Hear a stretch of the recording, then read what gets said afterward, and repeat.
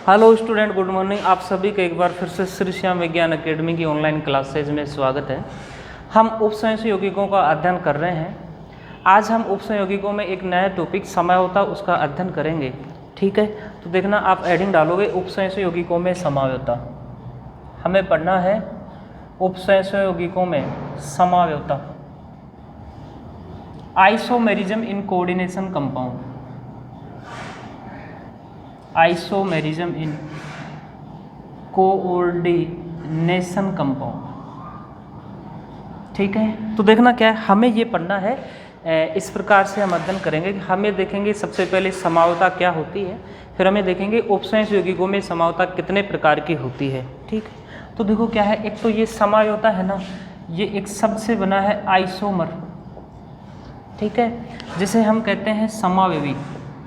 क्या कहते हैं? समावयवी। ये एक ग्रीक शब्द है और दो शब्दों से मिलकर बना है, आइसो और एक होता है मर। आइसो का मतलब होता है समान और मर का मतलब होता है पार्ट या भाग। जैसे कहने का मतलब ये है कि उनके भाग या इससे समान हो। ठीक है, तो वो आपस में क्या होते हैं? आइसोमर या समावयवी होते हैं। ठीक, यदि हम समयावता की परिभाषा कहें तो समयावता की परिभाषा ये होती है कि दो या दो से अधिक ऐसे यौगिक, दो या दो से अधिक ऐसे यौगिक जिनके अणुसूत्र समान हो, जिनके अणुसूत्र समान हो, अणुभार समान हो। भाई अणुसूत्र समान है तो अणुभार भी समान ही होगा। दो या दो से अधिक ऐसे यौगिक जिनके अणुसूत्र समान हो, अणुभार समान हो, लेकिन उनके भौतिक व रासायनिक गुण, लेकिन इनके भौतिक व रासायनिक गुण, केमिकल व फिजिकल प्रॉपर्टी अलग अलग हो, भिन्न भिन्न हो, अलग अलग हो। दो या दो से अधिक ऐसे यौगिक जिनके अणुसूत्र समान है, अणुभार समान है, लेकिन उनके भौतिक व रासायनिक गुण भिन्न भिन्न है, ऐसे यौगिक आपस में कहलाते हैं समावयवी। क्या कहलाते हैं? समावयवी। ठीक, ऐसे यौगिक आपस में क्या कहलाएंगे? समावयवी।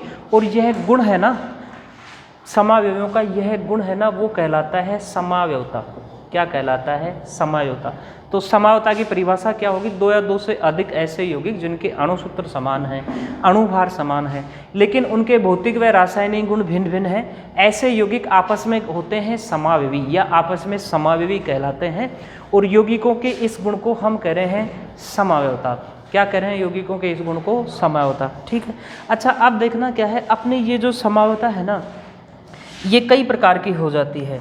समयावता कई प्रकार की हो जाती है, जिनमें से मुख्यतः दो हिस्से हैं। एक तो होती है संरचनात्मक समयावता। क्या होती है? संरचनात्मक समयावता। एक अपनी हो जाती है त्रिविम समयावता। संरचनात्मक समयावता है, एक क्या है? त्रिविम समयावता है। जो उपसंयुक्त यौगिक हैं उनमें संरचनात्मक समयावता कई प्रकार की होती है, जिनमें से एक आयनन समयावता, हाइड्रेट समयावता, बंधन समयावता, उपसंयोजक समयावता, उपसंयोजक स्थिति समयावता, उसके अलावा लिगेंड समयावता। हमें ये संरचनात्मक समयावता भी पढ़नी है। उसके अलावा जो त्रिविम समयावता है ये अपने दो प्रकार की हो जाती है। एक तो हो जाएगी ज्यामिति और एक हो जाती है प्रकाशिक। ठीक है, ज्यामिति समयावता का भी हमें अध्ययन करना है, प्रकाशिक समयावता का अध्ययन करना है। इनका अध्ययन करना है एक बार समन्वय संख्या 4 वाले उपसंयुगिकों में, जैसे जो चतुष्फल की आकृति बनाने हो या वर्गाकार समतलीय बना रहे हो। एक बार हम अध्ययन करेंगे समन्वय संख्या 6 वाले यौगिकों में जो अष्टफल की संरचना बना ले हो, अष्टफल की संरचना बना रहे हो। ठीक उसी प्रकार प्रकाशिक समयावता के हम अध्ययन इसी प्रकार से करेंगे। एक बार समन्वय संख्या 4 वाले में, एक बार समन्वय संख्या 6 वाले यौगिकों में। प्रकाशिक समयावता में दो रूप हो जाएंगे आगे जाकर, डी रूप और डी रूप, और एक हो जाएगा एल रूप। हमें इनका ही अध्ययन करना है। ठीक, तो सबसे पहले हम उपसंयुगिकों में जो संरचनात्मक समयावता है उसके बारे में पढ़ेंगे। ठीक, तो देखो एक इनकी परिभाषा क्या हो जाएगी। संरचनात्मक समयावता की परिभाषा हमें किसी की भी देनी हो, चाहे संरचनात्मक समयावता की देनी हो, चाहे केवल समयावता की देनी हो, चाहे त्रिविम समयावता की देनी हो, चाहे ज्यामिति समयावता की देनी हो या प्रकाशिक समयावता की देनी हो, हमारी परिभाषा यहीं से स्टार्ट होगी। यदि मान लो हमें संरचनात्मक समयावता की परिभाषा देनी तो हम क्या कहेंगे? दो या दो से अधिक ऐसे यौगिक जिनके अणुसूत्र समान हो, अणुभार समान हो, लेकिन उनकी संरचनात्मक व्यवस्था भिन्न भिन्न हो, ऐसे यौगिक आपस में संरचनात्मक समावयवी कहलाएंगे और वो गुण क्या कहलाएगा? संरचनात्मक समावता। यदि हमें त्रिविम समावता की परिभाषा देनी पड़ जाए तो हम ये कहेंगे, वहीं से शुरू करेंगे, 2 या 2 से अधिक ऐसे यौगिक जिनके अणुसूत्र समान हो, अणुभार समान हो, लेकिन क्या अलग अलग हो?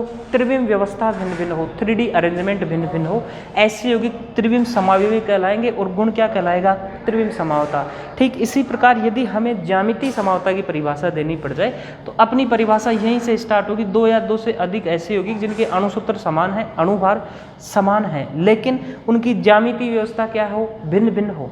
ठीक है, तो ऐसे यौगिक क्या कहलाएंगे? ज्यामितीय समावयवी और गुण क्या कहलाएगा? ज्यामितीय समावता। ठीक ऐसे यदि हमें प्रकाशिक समावता की परिभाषा देनी है तो हम एक चीज़ ध्यान रखेंगे कि 2 या 2 से अधिक ऐसे यौगिक जिनके अणुसूत्र समान, अणुभार समान है, लेकिन हमें एक चीज़ एक्स्ट्रा और जोड़नी है, वो ये जोड़नी है कि ये समतल ध्रुवित प्रकाश के तल को दिशा में घुमा देते हैं, या तो दक्षिण दिशा में घुमा देंगे, ठीक है, या घुमा देंगे वाम दिशा में, जिसे हम कहते हैं समतल ध्रुवित प्रकाश के तल को, या तो क्लॉकवाइज घड़ी की दिशा में घुमा दें या एंटी क्लॉकवाइज घड़ी की दिशा के विपरीत घुमा दें।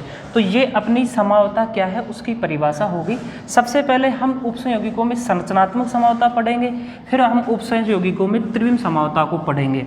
ठीक है, तो देखना क्या है, सबसे पहले हम हेडिंग डालेंगे उपसंयोगी यौगिकों में संरचनात्मक समावता। तो परिभाषा तो अपनी वही हो जाएगी क्या? 2 या 2 से अधिक ऐसे यौगिक जिनके अणुसूत्र समान हो, अणुभार समान हो, लेकिन उनकी संरचनात्मक व्यवस्था क्या हो? भिन्न भिन्न हो, ऐसे यौगिक क्या कहलाएंगे? संरचनात्मक समावयवी और गुण क्या कहलाएगा? संरचनात्मक समावता। ठीक, ये जो है ना भाई अपनी ये संरचनात्मक समावता, संरचनात्मक समावता उपसंयोगिकों में कई प्रकार की होती है। ठीक है, हम एक एक का अध्ययन करेंगे। सबसे पहले हम पढ़ते हैं आयनन समावता। मुख्यतः 6 प्रकार की है, जिनमें सबसे पहले हम पढ़ेंगे आयनन समावता या आयोनाइजेशन समावता। ठीक, देखो ये क्या है, वही परिभाषा वही है, 2 या 2 से अधिक ऐसे यौगिक जिनके अणुसूत्र समान हो, अणुभार समान हो। क्या क्या समान है? अणुसूत्र समान है या उनका क्या है? अणुभार समान है, लेकिन ये क्या है, ये जो इनके जलीय विलयन है ना उसमें अलग अलग आयन देते हैं, जलीय विलयन में अलग अलग आयन देते हैं, जलीय विलयन में अलग अलग आयन देते हैं।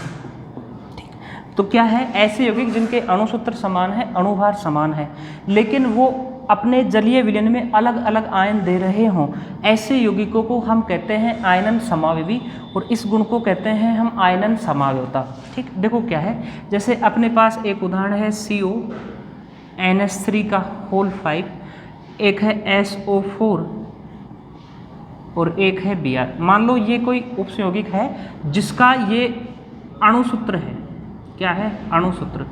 कोई यौगिक है जिसका अणुसूत्र ये है CONH3 5SO4Br। ठीक, ये 2 प्रकार के उपसंयोगिक बना सकता है। देखो 2 प्रकार के उपसंयोगिक बनाए किस प्रकार से, एक तो ये हो जाए CONH3 5Br और बाहर रख ले हम SO4 सल्फेट आयन को। एक बार हम क्या करें, सल्फेट आयन को अंदर रख दें और Br आयन को बाहर कर दें, तो ये हो जाएगा CONH3 5SO4 अंदर आ गया और यहाँ क्या रह गया? Br। ठीक है, यदि हम इसके टुकड़े करें इस उपसंयोगिक के, तो इसके टुकड़े ये होंगे CONH3 5Br, SO4 के ऊपर तो -2 आवेश रहेगा और इसके ऊपर क्या आ गया? +2। ठीक, उसी प्रकार से इसके टुकड़े होंगे CONH3 5SO4, यहाँ तो रह जाएगा Br माइनस और यहाँ रह जाएगा प्लस। ठीक है, यहाँ Br माइनस, इधर क्या रह जाएगा? प्लस। ठीक, अच्छा अब देखो क्या है, ऐसा यौगिक है जिसका अणुसूत्र ये है, वो 2 प्रकार के उपसंयोगिक बना सकता है। एक उपसंयोगिक ये रहा, एक उपसंयोजक यौगिक ये रहा। इन दोनों ही उपसंयोजक यौगिकों के अणुसूत्र समान हैं, क्योंकि अणुसूत्र समान है इसके और इसके, दोनों के ही अणुभार समान है, क्योंकि कोई न तो कोई परमाणु बदल रहा, इसमें भी NH3 5 है, एक Br है, एक SO4, इसमें भी NH3 5, एक Br है, एक क्या है? SO4। इसका मतलब इनके अणुसूत्र समान है, लेकिन जब इन्हें हम जलीय विलयन में घोलते हैं ना, किसमें? जलीय विलयन में घोलते हैं, इसे भी हमने किस में घोला, जलीय विलयन में घोला, तो ये तो SO4 2 माइनस आयन दे रहा है, ये क्या दे रहा है, Br माइनस आयन दे रहा है। जलीय विलयन में घोलते ही SO4 2 नहीं, SO4 2 माइनस, तो जलीय विलयन में घोलते ये तो रंग प्रदर्शित करता है बैंगनी रंग, क्या प्रदर्शित करता है, बैंगनी रंग, और ये प्रदर्शित करता है लाल रंग। ठीक, तो भाई कहने का मतलब ये है कि इसने बैंगनी रंग प्रदर्शित किया, तब हमने ये अंदाज़ा लगाया कि वहाँ सल्फेट आयन उपस्थित था। ठीक है, क्योंकि सल्फेट आयन का जो यौगिक बनता है, जैसे BaSO4 बन जाए, बेरियम सल्फेट बन जाए, PbSO4 बन जाए, वो सल्फेट आयन जब प्रिसिपिटेट बनाते हैं PPT, वो मुख्यतः बैंगनी रंग की होती है। और ब्रोमीन के साथ जो PPT बनती है वो क्या रखती है, लाल रंग की बनती है। तो इससे ये आइडिया लगाया जाता है कि ये लाल रंग दे रहा है, इसका मोलिकुलर फॉर्मूला अणुसूत्र तो यही था, लेकिन ये जब लाल रंग दे रहा है तो ये बात के अंदाज़ा लगाया जाता है कि वहाँ Br माइनस आयन होगा। ठीक है, जब बैंगनी रंग दे रहा है तो यह अंदाज़ा लगाया जाता है कि वहाँ सल्फेट आयन होगा। ठीक है, तो ये और ये यौगिक, ये दोनों ही आपस में क्या है, आयनन समावयवी है। कौन से समावयवी है, आयनन समावयवी है। इन दोनों ही यौगिकों के अणुसूत्र अणुभार समान है, लेकिन जलीय विलयन में दोनों ने ही क्या क्या दिए, अलग अलग आयन दिए। इसने SO4 आयन दिया तो बैंगनी रंग प्रदर्शित किया, इसने Br माइनस आयन दिया तो कौन सा रंग प्रदर्शित किया, लाल रंग प्रदर्शित किया। तो अपने ये पहली समावता होगी उपसंयौगिकों में जो संरचनात्मक समावता का प्रकार था आयनन समावता। क्या, ऐसे यौगिक जिनके अणुसूत्र अणुभार समान हो लेकिन वो जलीय विलयन में अलग अलग आयन दे। ये SO4 माइनस आयन दे रहा है, ये Br माइनस आयन दे रहा है। ठीक है, यदि आपको प्रश्न आ जाए कि ये आयनन समावयवी है या नहीं है, तो हमें एक चीज़ का अंदाज़ा लगाना है कि हम कैसे पहचानेंगे। तो एक चीज़ ध्यान रखना कि इस प्रकार की समावयवता में आयनन मंडल और समन्वय मंडल के आयन और लिगेंड आपस में आदान प्रदान हो जाते हैं। देखो ये Br और SO4 आपस में क्या हो गए, आदान प्रदान हो गए, एक्सचेंज हो गए। Br बाहर गया तो Br आयन के रूप में आ गया, SO4 अंदर आ गया तो SO4 जो पहले आयन था जब बाहर है, अंदर आते हुए क्या हो जाता है, लिगेंड के रूप में हो जाता है। ठीक है, तो ये पहली समावता होगी संरचनात्मक समावता का पहला प्रकार। समावता थी कौन सी, आयनन समावता। ठीक है, उसके बाद में हम दूसरी समावता देखते हैं, हाइड्रेट समावता। कौन सी समावता देखेंगे, हाइड्रेट समावता। ठीक है,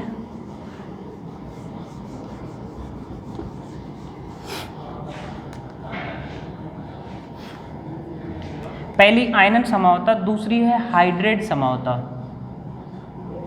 हाइड्रेट समावता, ठीक। तो देखो ये समावता है ना, हाइड्रेट समावता, ये जल के अणु द्वारा प्रदर्शित की जाती है। किसके द्वारा प्रदर्शित की जाती है, जल के अणु द्वारा प्रदर्शित की जाती है, जल के अणु द्वारा प्रदर्शित की जाती है। इस प्रकार की समावता, जो ऐसी समावता है ना, इसमें जल का अणु आयनन मंडल, कहाँ, आयनन मंडल व समन्वय मंडल, आयनन मंडल व समन्वय मंडल में आदान प्रदान हो जाता है, आदान प्रदान हो जाता है। क्या है, देखो क्या है, ऐसी समावता जल के अणु द्वारा प्रदर्शित की जाती है। और इस प्रकार की समावता में जो जल का अणु है वो आयनन मंडल और समन्वय मंडल के अंदर क्या हो जाता है, आदान प्रदान हो जाता है। यदि हम इसके उदाहरणों की बात करें तो एक यौगिक है अपने पास में CrCl3.6H2O, ये इसका अणुसूत्र है। इस यौगिक का ये क्या है, अणुसूत्र है। यह यौगिक है ना जो 3 प्रकार के समावयवी बनाएगा। कितने प्रकार के समावयवी बना सकता है यह यौगिक, 3 प्रकार के समावयवी बना सकता है। देखो क्या क्या है, 1 2 3 हम बनाए तो पहला क्या है, CrH2O6 Cl3, CrH2O6 Cl3। एक और क्या बना लेता है, ये बना लेता है CrH2O5 Cl और बाहर आ गई Cl2.H2O। ठीक है, तीसरे प्रकार का इसका समावयवी बन जाएगा CrH2O। अब देखो क्या है, एक 3 Cl बार थे, अब एक Cl अंदर आ गया तो 2 बार रह गए, अब एक Cl और आएगा तो अंदर कितने Cl आ गए, 2 Cl आ गए। और समन्वय संख्या हमें रखनी है 6, कितनी रखनी है, 6। तो 2 Cl ये हो गए, तो यहाँ हम कितने रखेंगे H2O 4। जब यहाँ देखो H2O कितने थे 6, यहाँ कितने 5, तो एक बार आ गया, यहाँ 4 आ गए तो बार कितने आ गए 2 H2O आ गए। Cl कितने थे 3, तो 2 अंदर आ गए, तो 1 Cl क्या रह गया बाहर रह गया।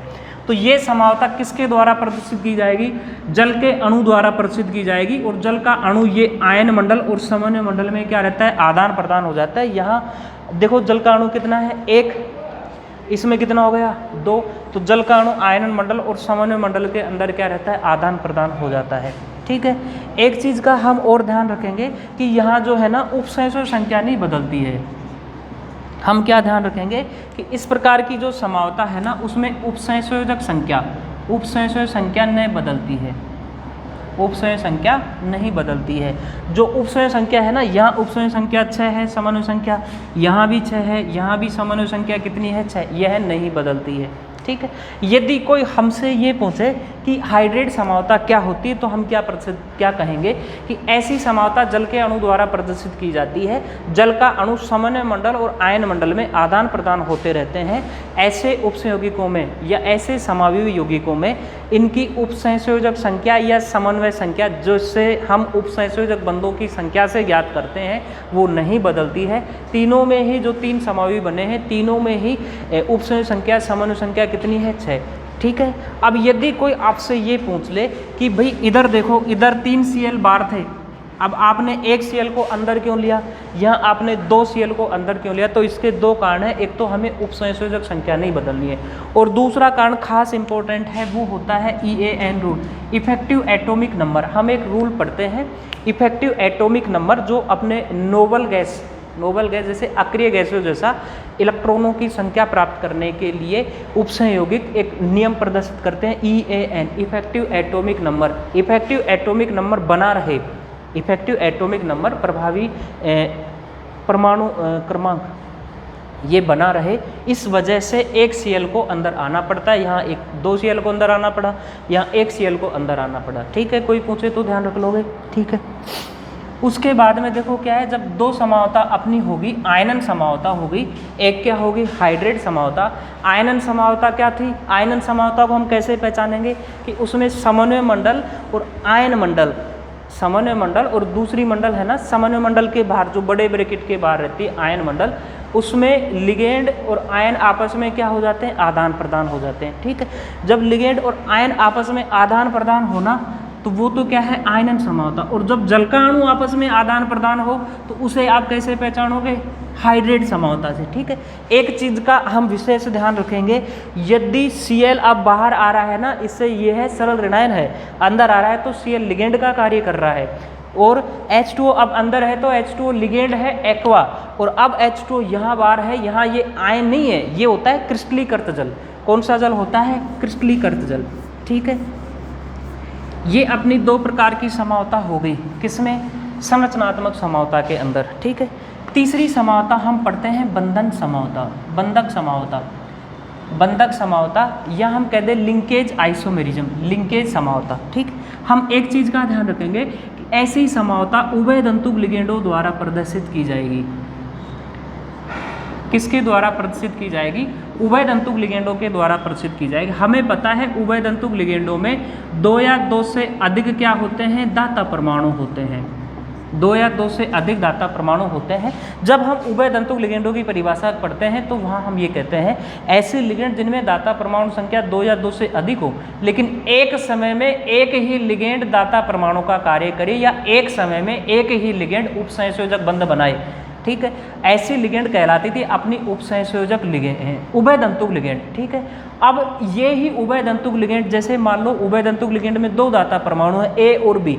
एक उभय तंतुक लिगेंड में दाता परमाणु कौन कौन से हैं, एक ए है और क्या है, बी है। यदि ए दाता परमाणु का कार्य कर रहा है तो एक उपसंयोगिक ए वाला हो गया, यदि बी दाता परमाणु का कार्य कर रहा है तो एक उपसंयोगिक कौन सा हो गया, बी वाला हो गया। जैसे मान लो ये है, अपने ये उदाहरण ले लिया CrCN6 3+, और एक हमने ले लिया CrNC6 3+, ठीक। तो देखो इन दोनों उदाहरणों में हम देखें, ये साइनो लिगेंड है साइनिडो, और ये आइसोसाइनिडो या आइसोसाइनो लिगेंड है। यहाँ दाता परमाणु कार्बन है, कार्बन बंध बना रहा है, यहाँ दाता परमाणु नाइट्रोजन है, नाइट्रोजन बंध बना रहा है। तो ऐसे उपसंयोजक यौगिक जिनमें उभय तंतु लिगेंड हो, वो कौन सी समावता दर्शाते हैं? बंधक समावता। या आप ऐसे कह सकते हैं कि उभय तंतु लिगेंडों द्वारा प्रदर्शित की जाने वाली समावता कौन सी समावता कहलाती है? अपनी बंधक समावता। उभय तंतु लिगेंड कौन कौन से हो सकते हैं? 3-4 आपको बताएं। CN हो सकता है, उसके साथ में NC हो सकता है, NO2 हो जाए, या क्या हो जाए ONO हो जाए, यहाँ नाइट्रोजन है दाता परमाणु, यहाँ क्या है ऑक्सीजन है, या हो जाए SCN थायोसाइनेटो, या हो जाए NCS आइसोथायोसाइनेटो हो जाए। ये अपने क्या है? कुछ उभय तंतु लिगेंड है। उभय तंतु लिगेंड कोई समावता दर्शा रहे हैं, वो कौन सी ये समावता है? बंधक समावता है, ठीक है। 3 समावता हमने पढ़ी। आयनन समावता, यदि समन्वय मंडल और आयन मंडल के आयन और लिगेंड आपस में आदान प्रदान हो रहे हैं, पहचानने का तरीका है, तो वो कौन सी थी? आयनन समावता। आयनन समावता को आप कैसे बताएंगे कि ये जलीय विलयन में अलग अलग आयन प्रदर्शित करते हैं। दूसरी समावता हमने पढ़ी हाइड्रेट समावता, कि जल का अणु आदान प्रदान होता है, हाइड्रेट समावता, ठीक है। ध्यान रखना, जल का अणु बार है तो वो आयन नहीं है, वो होता है क्रिस्टलीकृत जल। तीसरी समावता उभय तंतु लिगेंड यदि प्रदर्शित कर रहे हैं, तो ऐसी समावता को हम कहते हैं बंधन समावता, ठीक है। चौथी समावता आती है अपने उपसंयोजक समावता। समावता का नाम है उपसंयोजक समावता, या इसका दूसरा नाम है समन्वयी समावता। क्या है? समन्वयी समावता, ठीक। ये समावता होती है ना, ऐसे संकुल यौगिकों द्वारा, ऐसे उपयौगिकों को द्वारा प्रदर्शित की जाती है जिनमें धनायन संकुल और ऋणायन संकुल दोनों उपस्थित हों, जैसे CONH3 का होल 6, ठीक है। उसके अलावा एक हो जाए CrCN6, ठीक। देखो क्या है, इन उपसंयोगिकों को हम देखें तो ऐसा लग रहा है कि ये उपसंयोगिक अलग है, ये उपसंयोगिक अलग है, लेकिन नहीं, ये दोनों उपसंयोगिक अलग अलग नहीं है, ये एक ही उपसंयोगिक है, जिसमें ये धनात्मक संकुल है और ये कौन सा है? ऋणात्मक संकुल। कौन सा है? ऋणात्मक संकुल। ऐसे उपसंयोजक यौगिक जिनमें धनात्मक संकुल और ऋणात्मक संकुल दोनों उपस्थित हैं, वो आपस में लिगेंडों का आदान प्रदान करते हैं। लिगेंडों के आदान प्रदान के पश्चात वो कौन सी समावता दर्शाते हैं? समन्वयी समावता या उपसंयोजक समावता। देखो किस प्रकार से आदान प्रदान करेंगे। यहाँ लिगेंड NH3 है, CO के साथ में कौन सी लिगेंड है? NH3, और यहाँ CR के साथ में, क्रोमियम के साथ कौन सी लिगेंड है? CN साइनिडो लिगेंड है। अब क्या करेंगे? ये लिगेंड आपस में बदल लेंगे। जैसे CR है, CR के साथ में CN था, तो अब क्या आ गया? NH3 क्या आ गया? NH3 और CO है ना, और CO के साथ में NH3 था, तो अब कौन आ गया? CN6, ठीक है। ये अपना धनात्मक संकुल है, ये ऋणात्मक संकुल है, और ये अपना अब धनात्मक संकुल हो गया, और ये अपना कौन सा संकुल हो गया? ऋणात्मक संकुल। सबसे पहले तो हम ये देखें कि भाई हमने इनको धनात्मक संकुल क्यों कहा है और ऋणात्मक संकुल क्यों कहा है, ठीक है। तो देखो क्या है, हम एक चीज़ का ध्यान रखेंगे, वो क्या है कि ऐसे संकुल यौगिक, परिभाषा की बात करें तो ऐसे संकुल यौगिक जिनमें धनायन संकुल और ऋणायन संकुल उपस्थित है, वे आपस में लिगेंडों का आदान प्रदान करते हैं। ये आदान प्रदान हो गया, आदान प्रदान का CO के साथ NH3 था, तो अब CR के साथ NH3 आ गया, यहाँ CR के साथ CN था, तो अब ये किसके साथ? CO के साथ, कोबाल्ट के साथ क्या आ गया? साइनिडो लिगेंड आ गया। तो हम क्या कहेंगे? ऐसे उपसंयोगिक जिनमें धनायन संकुल और ऋणायन संकुल दोनों उपस्थित हैं, वो आपस में लिगेंडों का आदान प्रदान करते हैं और एक समावता दर्शाते हैं, जिसे हम समन्वयी समावता या उपसंयोजक समावता कहते हैं, ठीक। मेरा प्रश्न अब आपसे ये है कि हम ये कैसे पहचानें कि ये धनात्मक संकुल है, ये ऋणात्मक संकुल है, ठीक है। तो 2 तरीके हैं। यदि हमें उदाहरण लिखा मिलता है ना, तो जो पहले लिखा मिलता है वो धनात्मक संकुल ही होता है, बाद में लिखा मिलता है वो ऋणात्मक संकुल ही होता है। यदि हमें उदाहरण नहीं लिखा हुआ नहीं मिल रहा, तो हम कैसे पहचानें कि ये ऋणात्मक है और ये क्या है? धनात्मक है, ठीक। तो देखो हमने एक तरीका बताया था कि इनके नामकरण के समय कि जब Cr क्रोमियम या हो कोबाल्ट, उसकी समन्वय संख्या क्या? उसकी समन्वय संख्या कितनी हो? 6 हो, उस स्थिति में क्रोमियम पर आवेश रहता है +3। क्रोमियम पे कौन सा आवेश रहता है? 3+। क्या आवेश रहता है? 3+। तो देखो ये अपने पास उपसंयोगिक है कौन सा?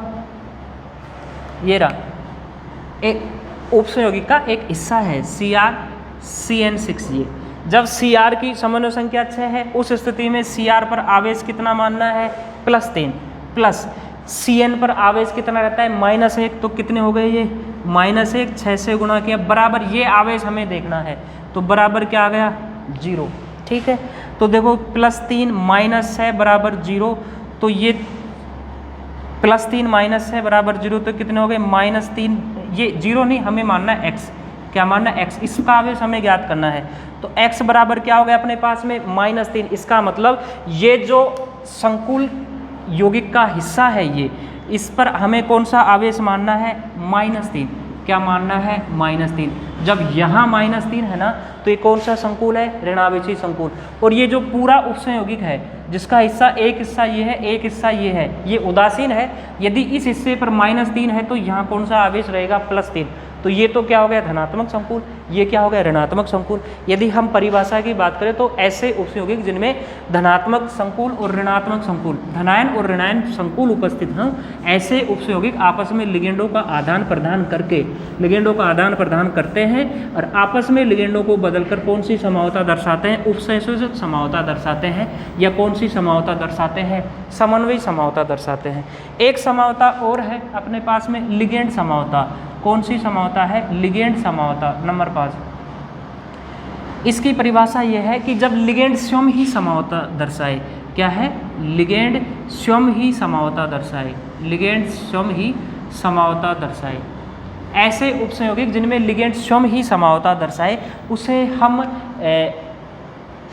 ऐसे लिगेंड जो ऐसे उपसंयोजक यौगिक जिनमें लिगेंड स्वयं ही समावता दर्शाए, ऐसी समावता को हम कहते हैं लिगेंड समावता। देखो क्या है, एक यौगिक है ये रहा, एक लिगेंड है ये रहा, पहले हम लिगेंड बनाते हैं। ठीक है, ये उदाहरण है, जैसे इसे हम कहेंगे 2-क्लोरोफेनिल, 2-क्लोरोफेनिल, यहाँ हमने Cl जोड़ दिया। ठीक, एक है Cl, तो इसे हम कहेंगे 3-क्लोरोफेनिल, 3-क्लोरोफेनिल। यदि भी मान लो Cl अपना यहाँ जुड़ जाए यहाँ, तो इसे हम कहेंगे 4-क्लोरोफेनिल। ठीक है, यदि उपसंयोगिक है Cr NH3 उसके बाद में 1 2 3 4 5 6 कार्बन है, हाइड्रोजन 1 2 3 4, C6H4, 4 ही हाइड्रोजन है भाई, ये और ये तो बंद बना लिए, C6H4Cl,